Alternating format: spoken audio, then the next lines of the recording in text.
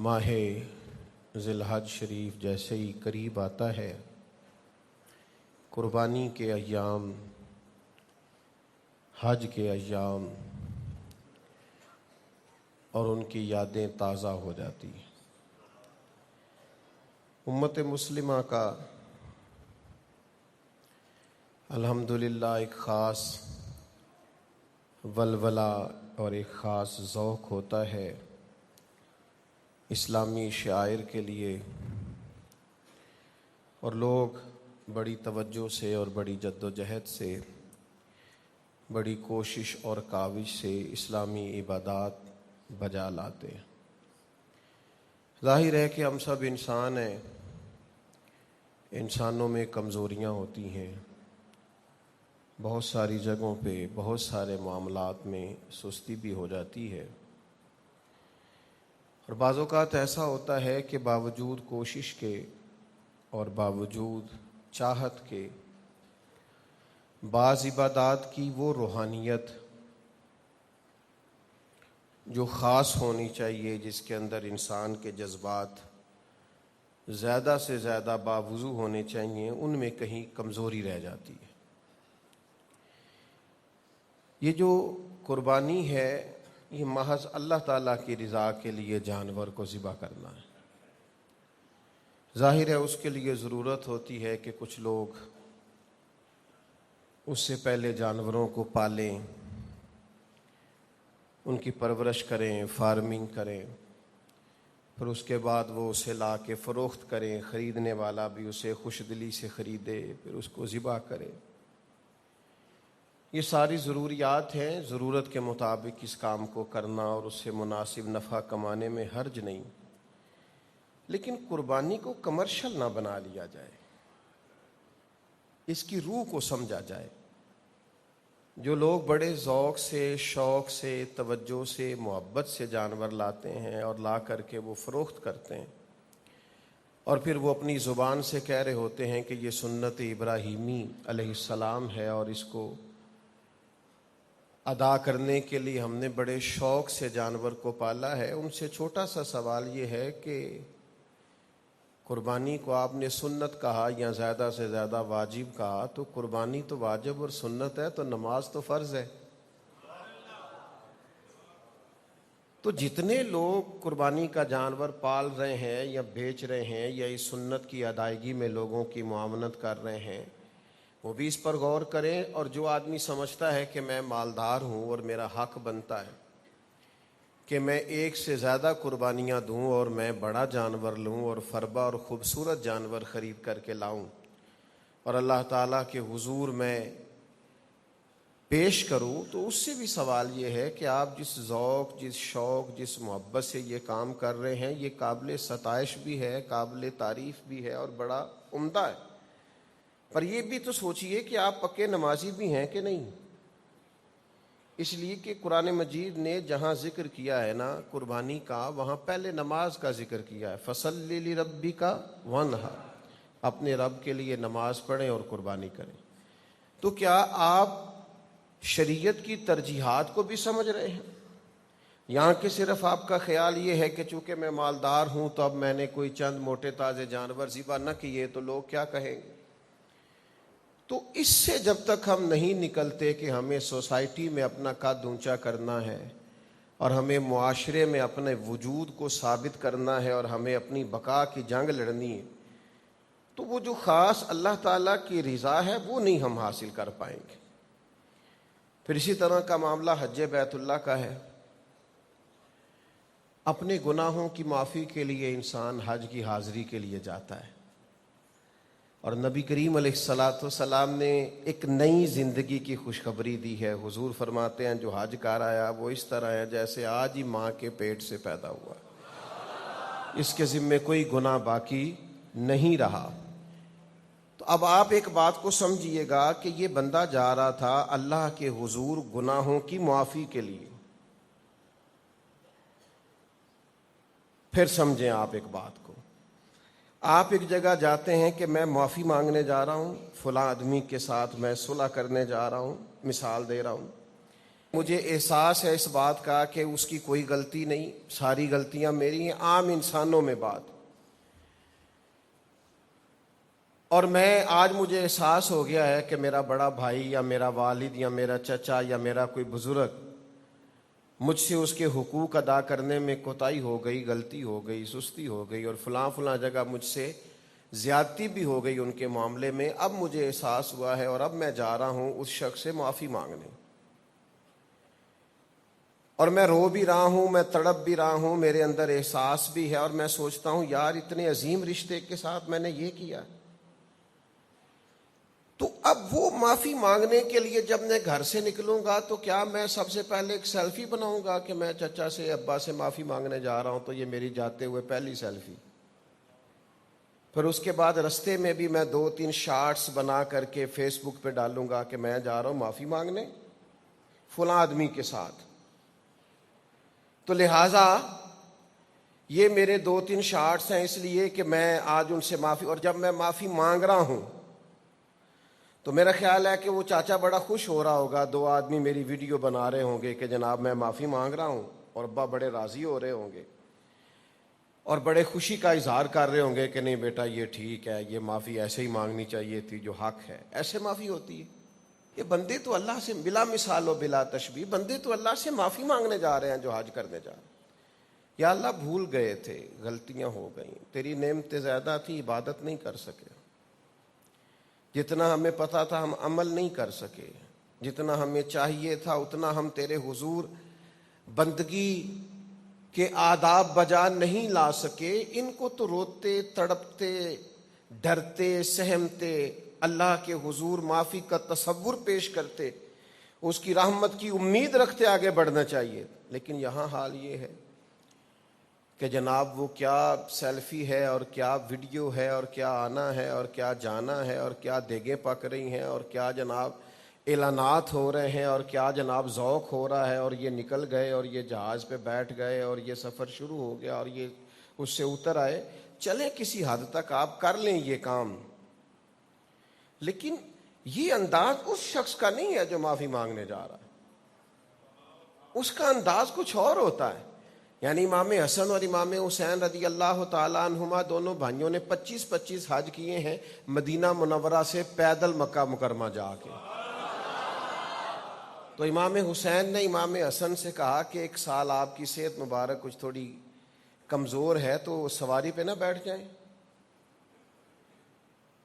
سواری پہ بیٹھ کے چلتے ہیں، حرج بھی کوئی نہیں، اور یہ کہ اس میں کوئی شریعت میں کہیں کوئی پابندی بھی نہیں اور مسئلہ بھی نہیں. تو امام حسن فرمانے لگے حسین یہ بتا کہ مجرم جب عدالت جاتا ہے تو اعزاز کے ساتھ جاتا ہے، شان و شوکت کے ساتھ جاتا ہے، جب وہ معافی مانگنے جاتا ہے تو اس کا انداز کیا ہوتا ہے؟ تو فرمایا میں تو عاجزی کے ساتھ جا رہا ہوں. آپ دیکھیے نا حاجیوں کی کیفیت اللہ کو کون سی پسند ہے. اسلام اجلے لباس کا قائل ہے، دھلے لباس کا قائل ہے، خوشبوؤں کا قائل، لیکن 8 ذی الحج کو حاجی نے احرام باندھا ہے، اور جو حج کران والے ہیں انہوں نے شاید کچھ دن پہلے سے بھی باندھ لیا. اب وہ 8 بھی ایک میدان میں رات گزری ہے اور 9 کے دن وہ چلے گئے ہیں عرفات میں، اور 9-10 کی درمیانی رات بھی مزدلفہ میں گزر گئی ہے، اور وہاں کی ریت بھی سر میں پڑی ہے اور کپڑوں پہ پڑی ہے، اور یہ روٹین بھی نہیں ہے لوگوں کی اس طرح 2 چادریں باندھ کے رکھنے کی. لیکن یہ انداز وہ ہے جو رب کو پیارا بڑا ہے.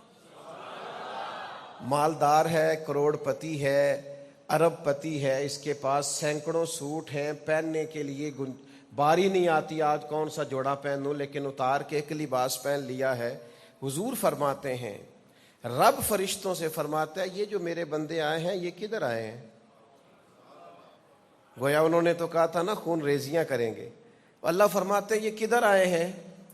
تو فرشتے کہتے ہیں یا اللہ یہ نہ تجھے راضی کرنے آئے ہیں، یہ تیری رضا کے متلاشی یہاں آئے ہیں. تو رب فرشتوں سے فرماتا ہے گواہ ہو جاؤ پھر میں نے سب کی بخشش فرما دی. یا ترغیب و ترغیب میں حدیث موجود ہے. تو بھائی جو عبادات کی روح ہے اس روح کو سمجھیں. لوگ کہتے ہیں جی میں تو تصویریں یادگیری کے لیے بنا رہا ہوں. تو امام حسن اور امام حسین کی تو کوئی فوٹو نہیں حج کرتے ہوئے، سب کو ان کے حج یاد ہیں کہ نہیں؟ 60 حج جو حضرت فضیل بن عیاض نے کیے تھے اس کی فوٹو تو ایک بھی نہیں، تو دنیا کو وہ یاد ہیں کہ نہیں ہیں۔ حاضر خدمت ہوئے، عرض کی یا رسول اللہ صلی اللہ تعالیٰ علیہ وسلم یہ ساری رات نفل پڑھتے ہیں، ہر روز روزہ رکھتے ہیں، ان کی اہلیہ غمگین بیٹھی ہیں، حکم فرمائیں۔ تو نبی پاک صلی اللہ علیہ وسلم نے فرمایا پھر ہوا کیا؟ یا رسول اللہ میں نے رات سلایا ہے، سحری میں اٹھایا ہے، سویرے روزہ نہیں رکھنے دیا۔ نبی پاک نے فرمایا سلمان فارسی نے ٹھیک کیا، سلمان فارسی نے ٹھیک کیا۔ پھر حضور نے فرمایا، نبی کریم نے فرمایا ابو درداء تیرے اوپر اگر اللہ کا حق ہے، اس کے رسول کا حق ہے، دین کا حق ہے، تو فرمایا تیری آنکھ کا بھی تیرے اوپر حق ہے، تیرے وجود کا بھی تیرے اوپر حق ہے۔ یہ حضور نے فرمایا تیرے بچوں کا بھی تیرے اوپر حق ہے، تیری بیوی کا بھی تیرے اوپر حق۔ اس حق کو بھی سمجھے، حقوق اللہ بھی ہیں، پر تیری آنکھ کا بھی تیرے اوپر کیا مانا کہ تیری آنکھ سونا چاہتی ہے تو اسے سلا بھی، تیرے وجود کا بھی تیرے اوپر حق، تو تیرا وجود آرام کرنا چاہتا ہے تو اسے آرام بھی کرا۔ اور پھر وہاں نبی پاک صلی اللہ علیہ وسلم نے فرمایا میں تم سب، سننا یہ لفظ حدیث کے، حضور نے اسی موقع پر فرمایا میں تم سب سے زیادہ اپنے رب کو جانتا ہوں اور میں تم سب سے بڑھ کر اپنے رب سے ڈرتا ہوں۔ حضور فرمانے لگے میں روزہ بھی رکھتا ہوں، افطار بھی کرتا ہوں، یعنی کبھی رکھتا ہوں اور کبھی نہیں رکھتا۔ فرمایا میں نفل بھی پڑھتا ہوں اور اپنی بیویوں کو وقت بھی دیتا ہوں۔ سرکار مسجد میں بھی آتے تھے، نواسوں کے ساتھ کھیلا بھی کرتے، ان کے ساتھ پیار بھی کرتے۔ تو اتنے بڑے حقوق حضور نے بیان فرمائے عورتوں کے کہ تمہاری بیوی کا بھی تمہارے اوپر۔ لو ایک حدیث بخاری کی اور یہاں بیان کر دیتا ہوں۔ ایک شخص نے آ کے عرض کی یا رسول اللہ صلی اللہ تعالیٰ علیہ وسلم جہاد کے لیے تیاری ہو گئی ہے، صفیں بن رہی ہیں، مجاہدین کی تیاری ہے، تو میرا بھی نام لکھ دیا گیا ہے مجاہدوں کی لسٹ میں، لیکن یا رسول اللہ صلی اللہ تعالیٰ علیہ وسلم میری بیوی نے حج کی تیاری کر لی ہے اور میرے دوستوں نے، صحابہ نے میرا نام مجاہدین کی لسٹ میں لکھ دیا ہے، تو میرے لیے کیا حکم ہے؟ یہ بخاری مسلم ہے۔ تو نبی پاک صلی اللہ تعالیٰ علیہ وسلم نے فرمایا جہاد پہ کوئی اور چلا جائے گا تو بیوی کے ساتھ حج کرنے جا، اسے محرم کی ضرورت ہے، وہ تیرے بغیر کیسے جائے گی؟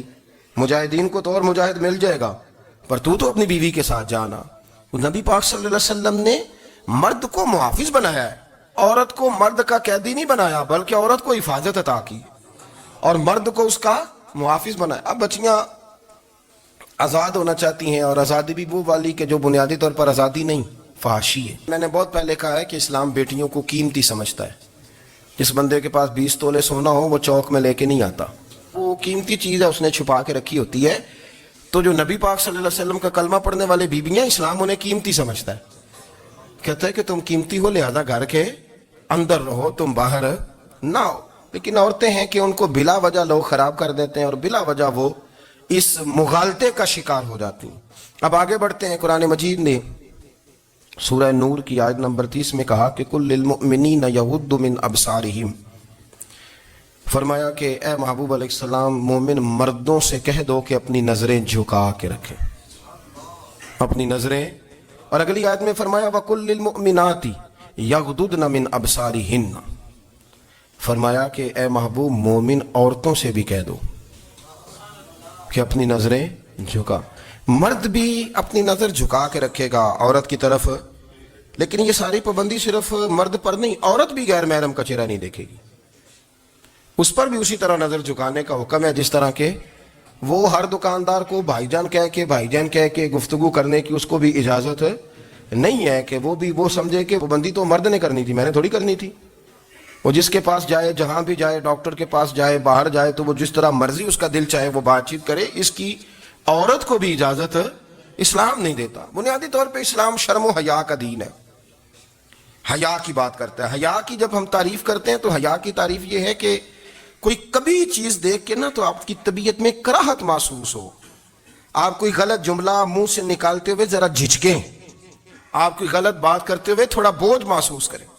ہمارے ہاں تیزی سے فروغ پایا ہے بے حیائی میں، سنگیوں کی محفلیں، یاروں کی محفلیں، اس میں غلیظ گفتگو ہوتی ہے، الا ماشاء اللہ۔ جن دوستوں کو بڑی پاک صاف گفتگو کرنی چاہیے، دوستی کا رشتہ بڑا مقدس رشتہ ہے، جو یہاں ایک دوسرے سے پیار کریں گے جنت میں بھی اکٹھے داخل کیے جائیں گے۔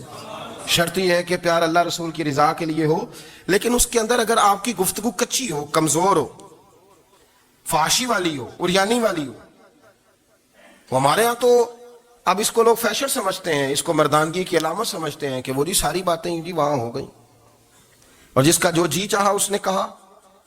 آپ جب حیا کے دائرے میں ہوتے ہیں تو آپ خود بھی سکون محسوس کرتے ہیں۔ دیکھیں نا، آپ کو نیند سکون سے کہاں آتی ہے؟ جہاں کمرہ بند ہو، چاروں جانب دیوار ہے، اوپر چھت ہے، خالی دروازہ بھی کھلا ہوا ہونا تو جب بندہ سکون لینا چاہتا ہے تو کہتا ہے یار ذرا دروازہ ذرا بند کر دو۔ وہ اچھی طرح اپنے آپ کو چھپا لیتا ہے نا حیا کے پردے میں، تو اللہ اسے سکون عطا کرتا ہے۔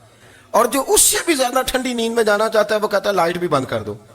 اب وہ مکمل طور پہ سمجھتا ہے کہ میں چاروں جانب سے چھپ گیا ہوں، اگر میں کھول کے بھی سو جاؤں گا تو میرا چونکہ پردہ قائم ہے تو مجھے کوئی دشواری نہیں ہوگی۔ آپ جب چھپ جاتے ہیں، جب آپ حیا کے اندر سمٹ جاتے ہیں، جب آپ چادر کے اندر آ جاتے ہیں تو آپ بہت ساری جگہوں پہ آسانی محسوس کرتے ہیں۔ تو حیا تو آپ کو سکون دیتی ہے، حیا تو دل کو راحت دیتی ہے۔ میں بڑی ذمہ داری سے بات عرض کرتا ہوں، قرآن مجید نے نا ایک مقام پہ مذاق کو، ایک مزاح ہوتا ہے خوش طبی، وہ نہیں، مذاق اڑانا، قرآن پاک نے نا مذاق کو ایک جگہ پہ جاہلوں کا طریقہ بھی قرار دیا ہے۔ بنی اسرائیل کے لوگوں سے حضرت موسیٰ نے کہا کہ گائے ذبح کرو اور ایک ٹکڑا مقتول کو مارو، زندہ ہو کے خود بتا دے گا مجھے کس بندے نے قتل کیا۔ تو کہنے لگے آپ ہمارے ساتھ مذاق کر رہے ہیں۔ تو قرآن مجید کہتا ہے کہ حضرت سیدنا موسیٰ علیہ السلام فرمانے لگے اعوذ باللہ ان اکون من الجاہلین، فرمانے لگے میں اللہ کی پناہ مانگتا ہوں کہ میں جاہلوں میں سے ہو جاؤں۔ یہ مذاق کرنا تو جاہلوں کا طریقہ ہے۔ اگر آپ کی زبان سے بے حیائی کا جملہ نکل گیا، اگر آپ کی زبان سے بے حیائی کا جملہ نکل گیا، آپ نے کہہ دیا کہ ہم آزاد لوگ ہیں، جو مرضی کریں گے، جو مرضی کہیں گے، جو ہمارا دل میں آئے گا کریں گے، تو پھر تو لوگ آپ کا وہ حشر کریں گے کہ آپ سے برداشت ہی نہیں ہوگا۔ جس کا لوگ مذاق بنا لیتے ہیں اور جو مذاق بن جاتا ہے پھر اسے کوئی جینے دیتا ہے؟ آپ حیا کی چادر میں چھپیں گے تو بچیں گے۔ اگر آپ نے اپنا مذاق بنوا لیا یہ کہہ کے کہ میں نے مرضی کرنی ہے، پھر یاد رکھنا چھپنے کو جگہ نہیں ملے گی، پھر تکلیف میں آ جائیں گے، پھر بہت بڑی اذیت کا شکار ہو جائیں۔ شرم و حیا، عرب کے اندر جو کواری لڑکیاں تھیں ان میں بڑی حیا ہوتی تھی۔ الحمدللہ میں بڑے فخر سے کہتا ہوں کہ میرے پنجاب کی، میرے پاکستان کی بیٹیاں بھی 20 دفعہ ان کا ابا کہے تیری شادی کرنی ہے تو وہ آنکھ نہیں اٹھا پاتی آج بھی۔ یہ تو وہ چند لوگ ہیں جو کہتے ہیں ہم ہائی کلاس ہو گئے، ہمیں نہیں پتا کہ وہ روشن خیال ہو گئے ہیں کہ روغن خیال ہو گئے، پتہ نہیں کدھر چلے گئے۔ ورنہ ہماری بیٹیاں آج بھی جب ان سے ان کا باپ، ان کی ماں بات کرتی ہے تیری شادی کی، تو وہ تو شرم کے ساتھ پچھلے سے پچھلے کمرے میں چھپتی ہیں۔ یہ اللہ نے فضل کیا ہوا ہے اس ملت پر۔ تو عرب کی لڑکی بڑی حیا والی ہوتی تھی، اس سے کوئی بات کرنی پڑتی تھی تو 20 دفعہ بات کی جاتی، پھر بھی وہ عورت چھپتی پھرتی تھی۔ حضرت عائشہ صدیقہ رضی اللہ تعالیٰ عنہ فرمانے لگیں میرے نبی پاک صلی اللہ علیہ وسلم عرب کی کواری لڑکیوں سے بھی زیادہ حیا کرنے والے۔ قاضی اعجاز مالکی نے، شیخ عبدالحق محدث دہلوی نے، دیگر بزرگ جو سیرت نگار گزرے، انہوں نے لکھا ہے کہ نبی پاک صلی اللہ علیہ وسلم کے اندر 100 مردوں سے زیادہ طاقت تھی، 100 مردوں سے زیادہ طاقت۔ اب جو بات کہنے لگا ہوں، جو نتیجہ دینے لگا ہوں، اس پر خاص توجہ آپ فرمائیں گے۔ ذرا فکری طور پر، نظریاتی طور پر ایک چیز کو سمجھیے۔ ہم سمجھتے ہیں کہ جوان لڑکا ہے جی جو مرضی کرے، عمر ہے جی۔ آپ ذرا بات پر غور کیجئے گا کہ حضور صلی اللہ علیہ وسلم میں طاقت 100 مردوں سے زیادہ ہے اور حیا کواری لڑکیوں سے بھی زیادہ ہے۔ ذرا اس بات کا تقابلی جائزہ کیجئے گا کہ طاقت 100 مرد سے زیادہ ہے لیکن حیا کواری لڑکی سے بھی زیادہ ہے۔ اس کا معنی یہ ہوا کہ جس ٹہنی کو پھل زیادہ لگ جاتے ہیں وہ جھکا کرتی۔ تو حیا تو حسن ہے، حیا تو آپ کو پاک صاف کرے گا، حیا تو آپ کو نرالا کرے گا، انوکھا کرے گا۔ وہ ہمارے ایک دانشور ہے، تو انہوں نے مضمون لکھا، کئی باتیں بڑی پسند آتی ہیں۔ وہ کہتے ہیں کہ میری اہلیہ، ان کو بھی کسی نے نا مس گائیڈ کر دیا تھا، حالانکہ اچھی خاتون ہے، کسی نے مس گائیڈ کر دیا، تو وہ بھی سماجی اور ویلفیئر اور یہ خواتین کو شوق ہوتا نا بننے کا، تو وہ بھی سماج کے اندر اچھا مقام تلاش کرنے کے موڈ میں آ گئی۔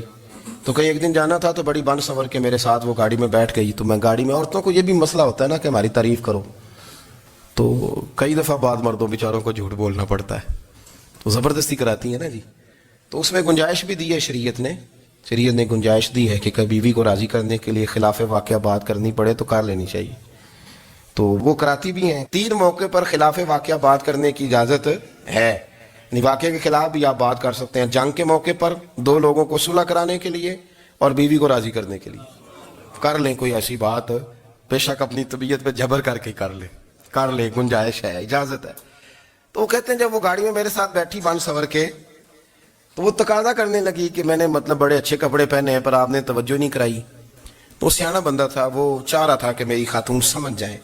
وہ کہتے ہیں مجھے پتا تھا کہ بیچاری مس گائیڈ ہو گئی ہے، دل کی بڑی اچھی ہے، سیانی ہے، لیکن اس کو نا کچھ خواتین نے، کچھ لوگوں نے مل کے اس کو ذہن غلط کر دیا ہے کہ سماج میں نکلو، باہر جاؤ، کام کرو، فلاں کرو، اپنی مرضی سے جیو۔ تو میرے ساتھ گاڑی میں بیٹھی کہیں جانے کے لیے، تو مجھ سے کہنے لگی کہ آپ نے میری طرف توجہ ہی نہیں کی، آپ نے کوئی ذکر ہی نہیں کیا کہ میں کیسی لگ رہی ہوں۔ تو وہ کہتے ہیں میں نے اسے کہا کہ اگر تو ناراض نہ ہو تو پھر میں صحیح والی تعریف کر دوں۔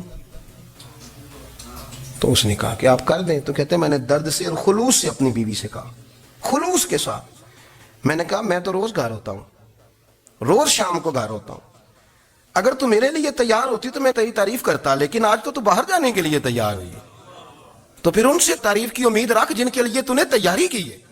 میرے لیے تیاری کرتی تو میں تو ہر شام تیرے پاس ہوتا ہوں۔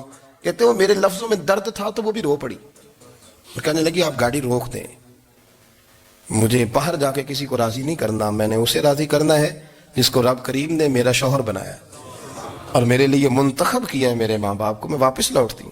یہ ایک پہلو ہے سلگتا ہوا، اس کو سمجھا جائے۔ رسول کریم صلی اللہ علیہ وسلم عرب کی کواری لڑکیوں سے زیادہ حیا والے تھے، کواری لڑکیوں سے زیادہ حضور حیا فرمایا کرتے تھے۔ جب خانہ کعبہ کی مکہ شریف میں تعمیر ہو رہی تھی نا، اہل عرب اس کو تعمیر کر رہے تھے، تو نبی پاک صلی اللہ علیہ وسلم اپنے چچا حضرت عباس کے ساتھ خانہ کعبہ کی تعریف میں مصروف تھے۔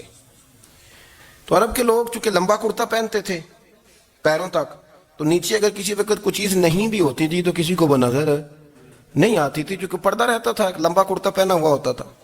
تو جب بچے، سرکار کی عمر مبارک بھی ابھی تھوڑی تھی، تو اس طرح بچے جب نکلتے تو وہ کئی دفعہ اپنی تہمت اتار دیتے نیچے سے، اور کوئی مزدوری کرنے لگتے تو 3-4 طے کر کے نا تہمت کی کندھے پہ رکھ لیتے، جس طرح کبھی دیہاتوں میں لوگ کپڑا سر پہ رکھتے تھے کہ اوپر اگر کوئی وزنی چیز رکھیں گے تو وہ تکلیف نہیں دے گی۔ نبی پاک صلی اللہ علیہ وسلم بھی سب لوگوں کے ساتھ خانہ کعبہ کی تعمیر میں شامل تھے۔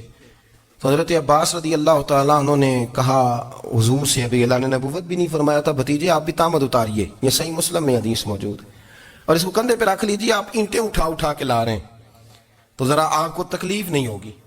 تو سرکار دو عالم صلی اللہ علیہ وسلم سے یہ بات کہی، اور پھر جلدی سے حضور کی تہمت کو نکال کے نا، حالانکہ لمبا کرتا پہنا ہوا ہے، تو وہ جیسے ہی ان کے کندھے پہ رکھا اینٹیں رکھنے کے لیے، تو سرکار تو زمین پہ گر گئے، بے ہوش ہو گئے، آنکھیں آسمان کی طرف، اور پھر حضور پکار رہے ہیں آزاری آزاری آزاری، میرا تہمت دے دو، میرا تہمت دے دو۔